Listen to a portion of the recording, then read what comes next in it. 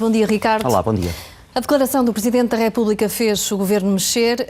Eduardo Cabrita terá uma tarefa difícil pela frente e sob o olhar atento de Marcelo Rebelo de Sousa. É verdade. Vai ter enorme atenção pública, enorme atenção mediática e também um observador particularmente atento que é Marcelo Rebelo de Sousa. Ele disse-o e certamente irá cumprir essa promessa de estar vigilante relativamente ao cumprimento daquilo que foi já uma promessa do Primeiro-Ministro, que era de aplicar as recomendações dos relatórios do relatório da Comissão Independente à tragédia destes incêndios.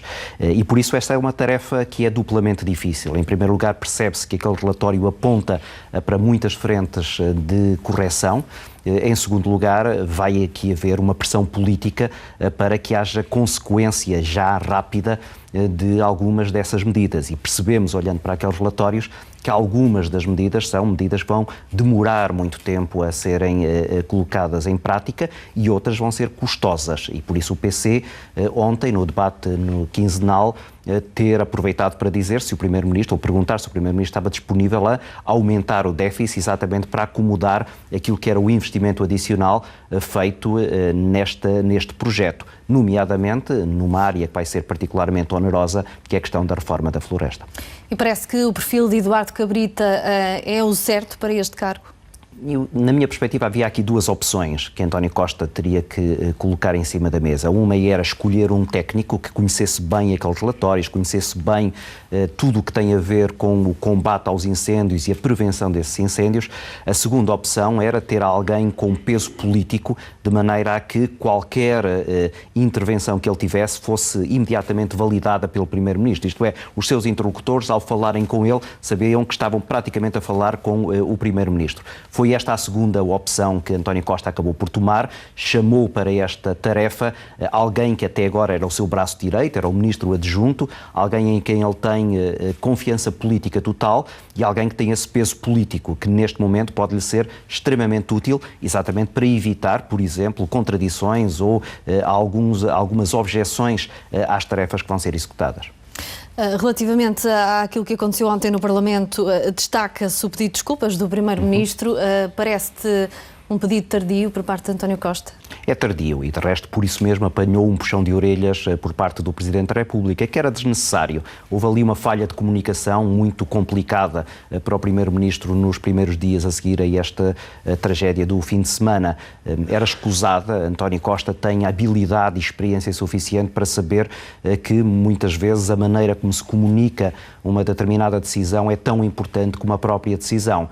Eventualmente a decisão até já estaria a ser desenhada, embora me parecesse que a teimosia do Primeiro-Ministro em aguentar a Ministra da Administração Interna, que aparentemente iria ainda prolongar-se até à aplicação das medidas propostas pelo relatório, era já uma teimosia, na verdade, mas aparentemente as coisas estariam já a mudar, se calhar deveriam ter sido comunicadas de outra maneira. O pedido de desculpas que ele ontem fez era um pedido que já devia ter sido feito, mas houve ali outro aspecto também importante, que era o assumir que, na verdade, vai agora haver não apenas um novo rosto para aplicar essas medidas, mas também um novo plano, que é coincidente com aquilo que o Presidente da República chamava de um novo ciclo. Agora, temos que dar o benefício da dúvida, vamos ver se isto não é apenas uma daquelas promessas que acaba esquecida no momento em que começar a chover e já ninguém se lembrar dos incêndios, ou se daqui a alguns tempos já veremos provas físicas, palpáveis, daquilo que agora vai ser feito nesse tal espírito de novo ciclo. O Primeiro-Ministro podia ter aproveitado este momento para fazer uma remodelação governamental mais alargada ou não havia tempo para isso? Não havia tempo para isso, tendo em conta que vai haver já uma reunião do Conselho de Ministros extraordinário onde estas questões vão ser debatidas e ele certamente já queria ter o novo Ministro responsável ali sentado para de imediato começarem a ser aplicadas. Em segundo lugar, na verdade, António Costa nunca quis esta remodelação, ele nem sequer queria esta substituição da Ministra. Estará eventualmente a preparar essa remodelação para mais tarde ou eventualmente considera que o figurino atual é o figurino que melhor se adequa às circunstâncias. Marcelo Rebelo de Sousa foi muito cirúrgico no apelo que fez para saber se o Primeiro-Ministro tem as pessoas com quem quer contar para este novo ciclo. António Costa, certamente na avaliação que está a fazer, percebe que esta é a equipa com que ele quer continuar e percebe que, independentemente desta prioridade das florestas, há outra prioridade, que é a prioridade económica, e daí que ele tenha substituído o agora Ministro da Administração Interna por alguém que, ocupando o lugar de Ministro Adjunto, vem exatamente com essas competências mais ligadas às finanças e à economia. Relativamente à moção de censura que será votada na próxima terça-feira, quais são os próximos passos a dar ao nível político? Esta é uma moção de censura importante, desde logo até porque foi validada pelo Presidente da República, que disse é importante que a Assembleia da República esclareça se quer rejeitar esta proposta governamental ou se a quer até consolidar. O mais provável é que ela passe, pelas declarações dos partidos que apoiam o governo, não se vê nenhum sinal de que possa haver alguma vacilação por parte de bloquistas ou comunistas para rejeitar a moção de censura do CDS e, portanto, António Costa poderá até sair reforçado depois dessa moção de censura. A verdade é que, à direita, esta moção de censura é também importante. Não foi por acaso que o PSD ontem pediu uma moção de confiança ao Governo. Eu acho que o Governo esteve bem ao rejeitá-la e a dizer que uma moção de censura, na prática, é a mesma coisa que uma moção de confiança. Mas é importante, em primeiro lugar, exatamente para dar esse sinal de desconforto perante toda esta situação, de alguma maneira representando o desconforto das pessoas, e depois exatamente também para preparar aquilo que é este novo ciclo na componente da oposição. A Assunção Cristas marcou pontos ao ser ela a definir essa moção de censura.